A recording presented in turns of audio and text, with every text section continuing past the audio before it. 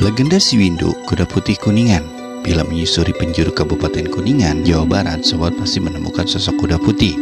Ya, orang menyebutnya Si Windu. Kuda ini mudah kita jumpai dalam wujud patung atau relief. Selain terdapat dalam logo kabupaten, biasanya ukiran Si Windu juga ada di tugu perbatasan dan gapura setiap desa.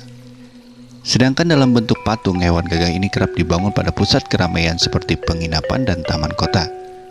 Nah, sobat Lebak Herang TV, mengapa seekor kuda bisa melegenda? Yuk kita simak ceritanya.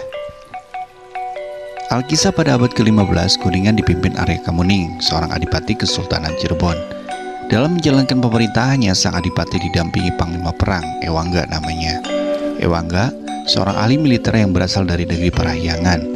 Dia berhasil menempa olah kanuragan dalam bimbingan Sunan Gunung Jati. Suatu hari Sarip Hidayatullah, nama lain Sunan, memberikan hadiah istimewa kepada Ewangga karena kemampuannya itu. Ya, Sunan memberikan seekor kuda putih. Konon kuda putih tersebut merupakan hasil perkawinan antara kuda Sumba dengan kuda milik Hadiwijaya atau Jaka Tingkir, Sultan Kerajaan Pajang. Mungkin karena garis keturunannya itu, kuda putih tersebut tumbuh menjadi kuda yang bisa diandalkan dalam bermacam situasi. Si Windu berlari dengan sangat cepat bila dibandingkan dengan kuda lain pada zaman itu, ungkap Monghal Kartaningrat, pemandu wisata Keraton Kasepuhan Cirebon. Menurutnya, bila Ewangga berangkat subuh dari Cirebon menuju Kuningan, maka sudah tiba di tujuan sebelum matahari di atas kepala. Berbeda dengan kuda lain yang mungkin bisa menghabiskan waktu seharian untuk menempuh rute yang sama tersebut.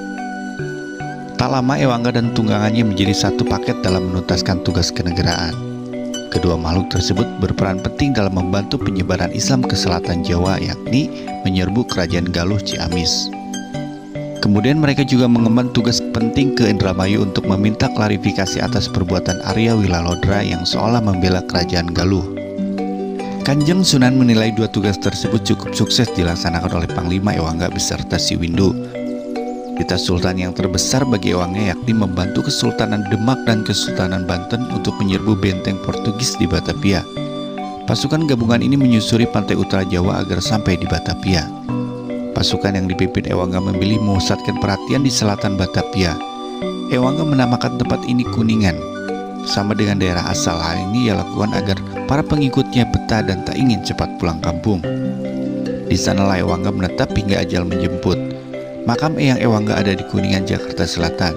Cerita Andis, warga desa Manislor, Jalaksana, Kuningan, Jawa Barat. Berbeda dengan majikannya, riwayat Si Windu tak diketahui akhir riwayatnya. Apakah dia punya keturunan atau di mana kuburnya? Ada yang bilang kuda putih ini mati dalam pertempuran dan dikuburkan di dekat majikannya. Ada pula yang mengatakan kuburan kuda putih ini ada di Windu Haji, Kuningan, Jawa Barat. Ya, memang tak seorang pun tahu akhir kisah Si Windu, tapi bila sobat ingin nampak tilas hewan gagah ini, langsung saja datang ke Kuningan. Naiklah delman untuk menyusuri jejak Si Windu di Cilimus, Kuningan Kota atau Luragung.